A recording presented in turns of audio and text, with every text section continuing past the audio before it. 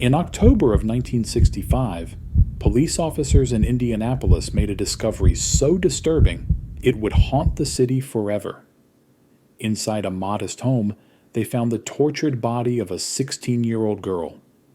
Her name was Sylvia Likens, and her story would become known as one of the most shocking and heartbreaking cases of child abuse in American history. Welcome back to the channel. If you enjoy deep dives into true crime cases, especially those that reveal not only the darkness of human behavior, but also the lessons society must learn, make sure to subscribe, hit the like button, and turn on notifications. And don't forget to share your thoughts in the comments below. I'd love to know what you think about this tragic case. Was justice truly served?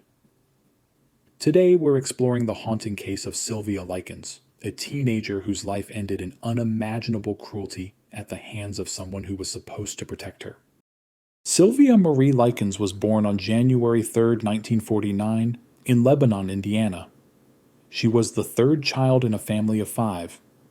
Her parents, Lester and Betty Likens, were carnival workers who often traveled with different shows across the Midwest. Because of their work, stability at home was always a challenge, and the children were sometimes left with relatives or trusted acquaintances while the parents moved from town to town trying to make a living. Sylvia herself was known as a sweet, shy, and gentle girl. Friends described her as polite, soft-spoken, and kind-hearted. She loved music, enjoyed roller skating, and cared deeply about her siblings. Despite the instability of her upbringing, she remained optimistic, often looking after her younger sister Jenny. Jenny, unlike Sylvia, suffered from polio, which left her with a noticeable limp and a need for braces on her legs. Sylvia became extremely protective of her, often shielding Jenny from bullying and helping her whenever she could. This bond between the sisters would become tragically important later in the story. At just 16 years old, Sylvia was like any other teenager. She dreamed of fitting in, making friends, and maybe even falling in love. No one could have predicted that her life would be cut short in such a horrific way. In the summer of 1965, Lester and Betty Likens faced a difficult decision. They had just taken a job with a traveling carnival, and they couldn't bring Sylvia and Jenny with them on the road. They needed a safe place where the girls could stay temporarily, somewhere stable, where they would be cared for. That's when they met Gertrude Banishevsky, a 37-year-old woman living in Indianapolis. Gertrude was a single mother of 7 children. To outsiders, she seemed like a struggling but ordinary woman trying to raise her large family on limited means. She lived in a modest, run-down home at 3850 East New York Street. When the Likens parents met Gertrude, she appeared kind and willing to help. She agreed to take Sylvia and Jenny into her home for a small weekly payment of $20. To Lester and Betty, this seemed like the perfect solution. Their daughters would be safe, supervised, and cared for while they worked. But behind closed doors, Gertrude was far from the caring figure she pretended to be. She was deeply unhealthy, chain-smoking, frail, and financially desperate. She was also known for having volatile moods, lashing out in anger and taking her frustrations out on those around her, especially children. At first, Sylvia and Jenny's stay seemed uneventful. The girls attended school, did chores, and tried to fit in with Gertrude's children. But it didn't take long for the atmosphere in the house to change. Gertrude began resenting the responsibility she had taken on. When the Likens parents fell behind on their payments, she directed her frustration and anger at Sylvia in particular. What started as small acts of discipline soon escalated into cruel punishments, and Sylvia, with her natural shyness and vulnerability, became the perfect target. At first, the punishment Sylvia faced seemed like strict discipline. Gertrude would scold her for small mistakes, force her to do extra chores, or deny her food when she was angry. But very quickly, things turned darker and more disturbing. One of the triggers for Gertrude's rage was money.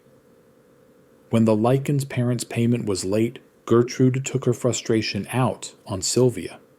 She began hitting her with a paddle or a belt. Soon, this violence escalated into regular beatings. But Gertrude wasn't acting alone. What makes this case uniquely horrifying is that she involved not only her own children, but also other neighborhood kids, encouraging them to join in the abuse. The Banishevsky home became something of a house of horrors, where cruelty turned into a game, with Sylvia as the target. Gertrude would tell lies about Sylvia, accusing her of being promiscuous or spreading rumors about boys at school. She used these false stories to justify humiliating punishments, which the children were encouraged to watch or even participate in. Sylvia was forced to endure public beatings in the living room.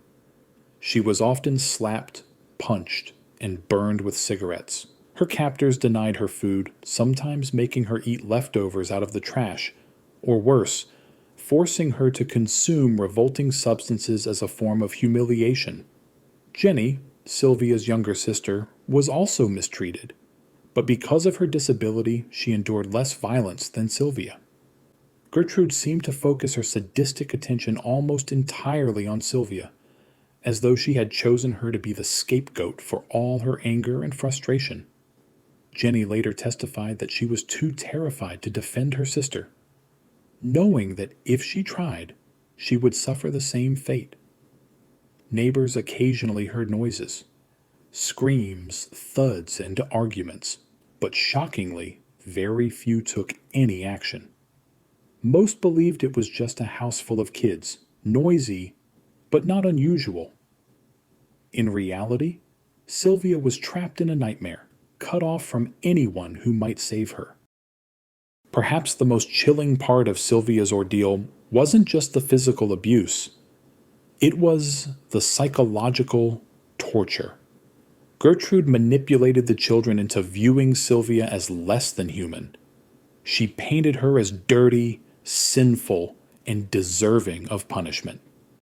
At one point, Sylvia was deliberately humiliated in front of the other children, as Gertrude ridiculed her and urged the others to join in the cruelty. On another occasion, Sylvia was bound and deliberately deprived of food and water for long stretches of time, leaving her in deep suffering. The cruelty escalated week by week. What had begun as occasional slaps and yelling had now turned into a daily ritual of sadism. And the community of children around Sylvia, kids who should have been her peers, her friends, instead became participants in the abuse, either out of fear of Gertrude or out of a twisted desire to belong. By October 1965, the abuse reached an almost unimaginable level. Sylvia was covered in bruises, burns, and open wounds. Her weight dropped drastically as she was starved and denied basic care.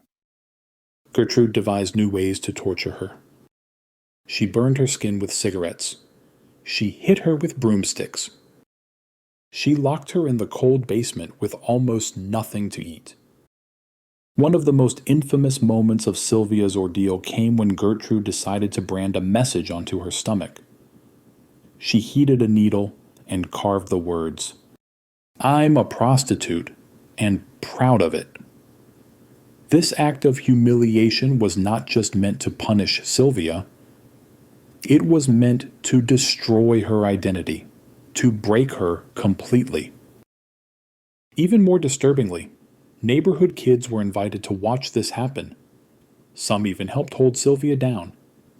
It was no longer just a case of one abuser. It had become a collective crime, enabled by silence, fear, and complicity.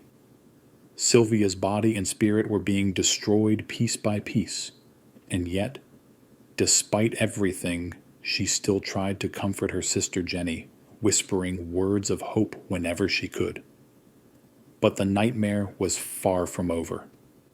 Very soon, Sylvia's suffering would reach its tragic, irreversible conclusion. By late October of 1965, Sylvia Likens was no longer the vibrant 16-year-old girl she had once been. Her body was frail, covered in burns, bruises, and open sores. She was malnourished, weighing far less than she should have. Every day was a new wave of cruelty. Gertrude Banishevsky and her accomplices had reduced Sylvia to a state of constant agony. She was often tied in the basement, a dark, cold space with no bed, no bathroom, and no comfort. She was denied food and water for long periods, and when she was allowed to eat, it was sometimes spoiled or deliberately disgusting. On October 21st, Gertrude forced Sylvia to write a letter. The note was dictated word for word. It claimed that Sylvia had run away with a group of boys, that they had abused her, and that she had returned injured. Gertrude's twisted plan was to make it appear as though Sylvia's wounds were the result of some imagined gang of teenagers, rather than what had actually happened inside her home. Sylvia, too weak to resist, complied, but she knew the truth. This letter was not a cry for help. It was meant to cover up her death, which at this point felt inevitable. On October 25th, Sylvia tried desperately to escape. She attempted to flee the house, but she was caught, dragged back inside, and beaten again. Her strength was nearly gone. That night, she begged for water. Even in her final hours, she whispered to her sister Jenny, "I'm going to die. I can tell." Those were among the last words Jenny ever heard from her sister. On October 26, 1965, Sylvia's body could no longer endure the abuse. She collapsed on a mattress in one of the rooms of the Banishevsky house. Her breathing slowed, and she eventually fell silent. Gertrude made a final attempt to clean up the situation, instructing the children to wash Sylvia's body and dress her. But it was too late. At just 16 years old, after weeks of unimaginable torture, Sylvia Likens was dead. When Gertrude finally realized she couldn't hide what had happened, she contacted the police. She handed them Sylvia's forged letter, trying to convince authorities that Sylvia had been assaulted by strangers and had returned home in that condition. But when officers entered the Banishevsky home, the truth was undeniable. Sylvia's body was lying on a filthy mattress. She was emaciated, covered in sores, bruises, and burns. The shocking words, "I'm a prostitute and proud of it," were carved into her stomach. The sheer extent of her injuries told a story far more horrifying than any letter could explain. Police were immediately suspicious. The condition of the house, the conflicting statements from Gertrude and the children, and the obvious signs of prolonged abuse made it clear. Sylvia hadn't been attacked by strangers. She had been tortured and murdered inside that very home. Jenny, terrified but desperate, finally broke her silence. As officers were leading her away, she whispered to them, "Get me out of here, and I'll tell you everything." And she did. Jenny revealed the weeks of abuse, the torture Sylvia had endured, and the many people who had participated or stood by while it happened. What the police uncovered was worse than anything they could have imagined.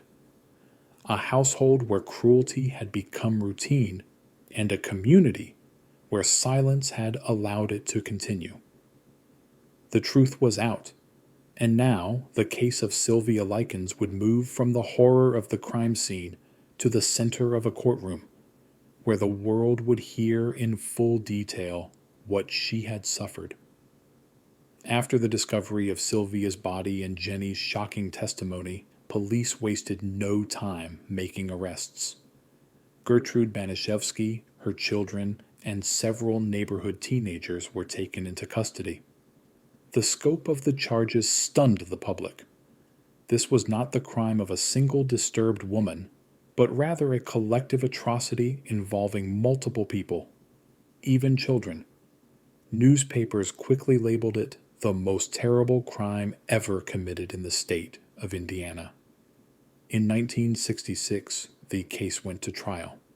The defendants included Gertrude Banaszewski, charged with first-degree murder, her son John Banaszewski Jr., age 13, her daughter Paula Banaszewski, age 17, Richard Hobbs, a neighbor, age 15, Coy Hubbard, a neighborhood teen, age 15. Others were charged with lesser crimes, but these were the main defendants. The courtroom was packed every day, filled with journalists, horrified citizens, and those desperate to understand how something so monstrous could have happened in an ordinary Indianapolis neighborhood. The most powerful testimony came from Jenny Likens. Standing in court, this fragile teenager recounted in painful detail the weeks of torture Sylvia endured. Her words brought the courtroom to silence, and sometimes tears. Medical experts also testified, describing the horrific condition of Sylvia's body at the time of her death. The sheer number of injuries, bruises, burns, lacerations, painted a picture of systematic abuse. Witnesses told the court how Gertrude encouraged her children and the neighborhood kids to attack Sylvia, and how she manipulated everyone into seeing Sylvia as a target. One of the most shocking revelations was about the branding on Sylvia's stomach. Richard Hobbs, a 15-year-old neighbor, admitted to helping carve the degrading message into Sylvia's skin, under Gertrude's orders. The picture that emerged was one of absolute sadism and control, orchestrated by Gertrude, but carried out with the participation, or at least silent approval, of many others. Gertrude's lawyers attempted to argue that she was mentally unstable, that she was too sick and frail to fully comprehend her actions. They portrayed her as a weak woman overwhelmed by too many children and responsibilities. But the evidence was overwhelming. Witness after witness confirmed that Gertrude had been the mastermind, the one who directed, encouraged, and escalated the abuse. The teenagers' defense centered on their age. They claimed they had been manipulated, that they were pressured by Gertrude, and that they hadn't understood the gravity of their actions. Still, the cruelty they described in their own testimonies left the jury horrified. On May 19, 1966, the jury delivered its verdict. Gertrude Banaszewski was found guilty of first-degree murder and sentenced to life in prison. Paula Banaszewski was found guilty of second-degree murder. John Banaszewski Jr., Richard Hobbs, and Coy Hubbard were found guilty of manslaughter. The sentences varied. Some of the teenagers served only a few years. Paula eventually appealed and pleaded guilty to voluntary manslaughter. Shockingly, Gertrude herself, despite receiving a life sentence, was released on parole in 1985 after serving only 20 years. She changed her name, moved to Iowa, and lived quietly until her death in 1990. The news of her release outraged many, especially those who remembered Sylvia's case. To them, no amount of prison time could equal the suffering Sylvia had endured. The trial gripped the nation. For many Americans, this case was the first time they truly confronted the reality of systemic child abuse and how easily it could be hidden behind closed doors. Citizens were horrified not just by Gertrude's actions, but by the involvement of children, kids who had become willing participants in the torture of another child. It was a chilling reminder of how cruelty can spread when authority figures encourage it and when communities stay silent. The murder of Sylvia Likens remains, to this day, one of the most disturbing cases of child abuse in American history.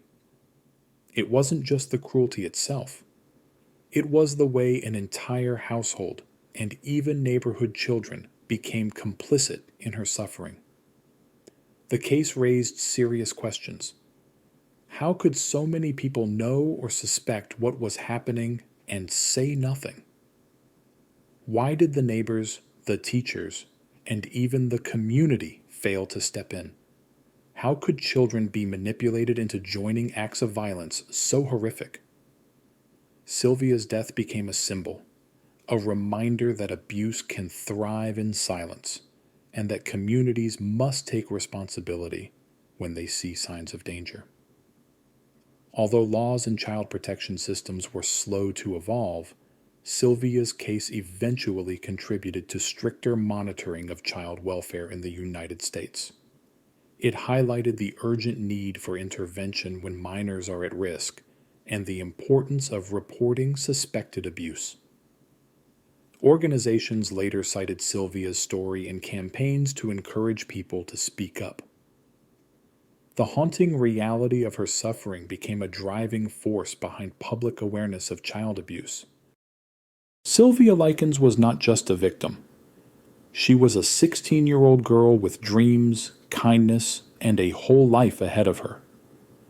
Those who knew her remembered her as gentle and protective, especially of her younger sister Jenny. In 2001, a memorial dedicated to Sylvia was built in Indianapolis. At the dedication ceremony, the mayor at the time said, "This is a memorial to a young girl who died a horrific death, but it is also a reminder to all of us, a reminder to be vigilant, to be caring, and to never ignore the suffering of a child." Sylvia's story continues to haunt true crime discussions, not because of morbid curiosity, but because it forces us to confront the darkest corners of human behavior and to make sure it never happens again.